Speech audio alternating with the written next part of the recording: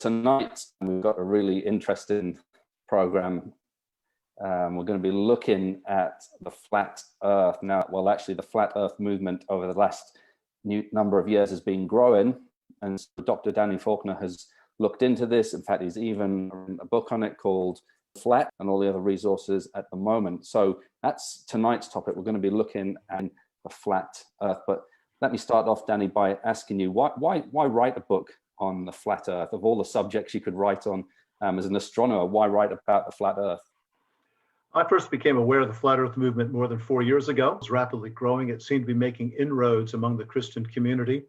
About that time, major creation ministries, including Answers in Genesis, began getting getting questions. What about this flat Earth movement? We got people writing in and telling us we're not teaching true biblical cosmology. We ought to be ashamed of ourselves. Take us off your mailing list, that sort of stuff. And people were just at their wits' end. I've heard about the families divided by this: husband against wife, wife against husband, churches being split, parents and children. And I found people coming to us, as they so often do, looking for answers, have questions, and they need to go to somebody who can provide them some of the answers to those questions. Afterwards, asking you about the flat Earth movement, or my husband believes in a flat Earth, or colleague does, or whatever it is. So it is a growing movement. But can you tell us about the origins of it? When did it begin? What prompted it? Who are the main organizers, I guess, behind it? Yeah, one thing I need to clear up right away is the common misconception we have, or the actual faux history that we have. I'm sure in the UK it's the same as here in the United States. We grew up being told everybody thought the world was flat until about 5 centuries ago, when Christopher Columbus somehow proved otherwise.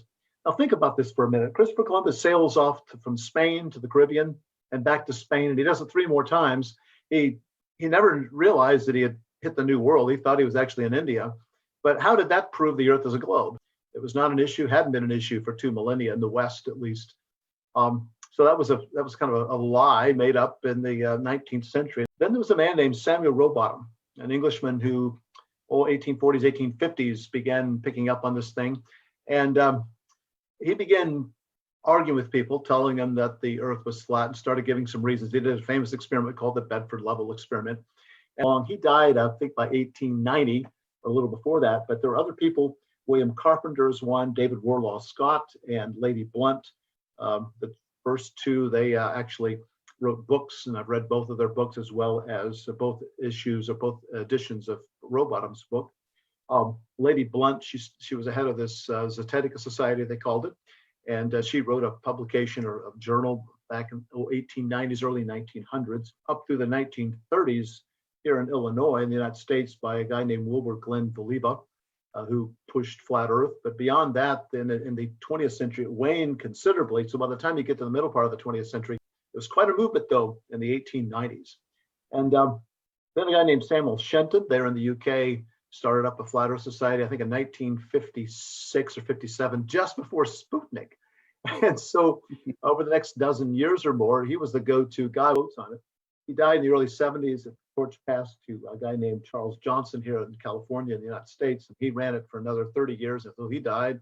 More recently, Daniel Shenton in the Eastern United States, no relation to the first Shenton, Samuel Shenton, has resurrected the Flat Earth Society. Now it's high tech. It's got a website and everything. Website. I've read their stuff. The Flat Earth Societies, I'll say plural societies because there's been more than one.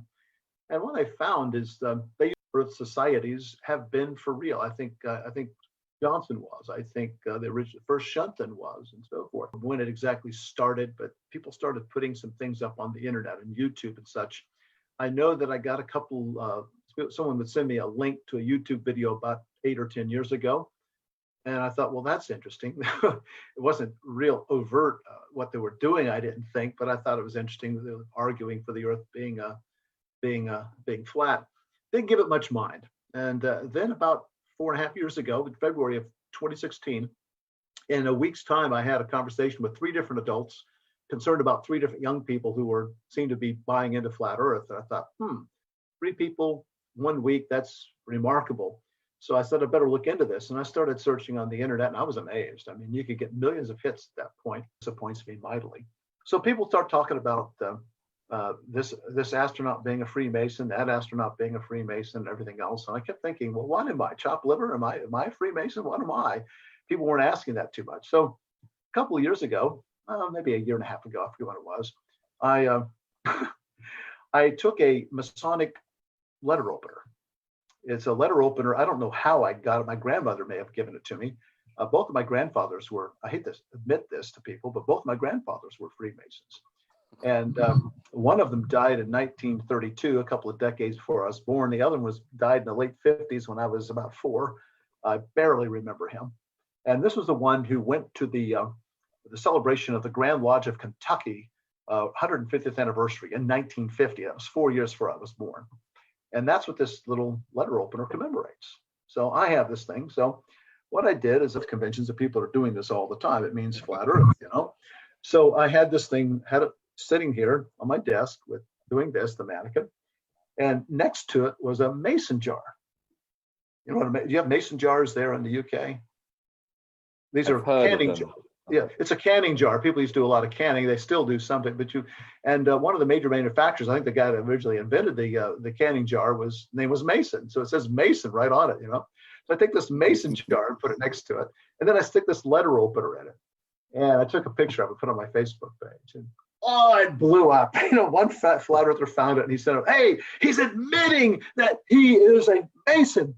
We have proof that he's a Freemason." I'm thinking, really? A Freemason? I have a Freemason.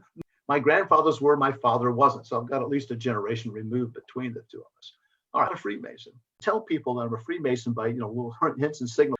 I've also attended 3 Flat Earth International conferences, all 3 that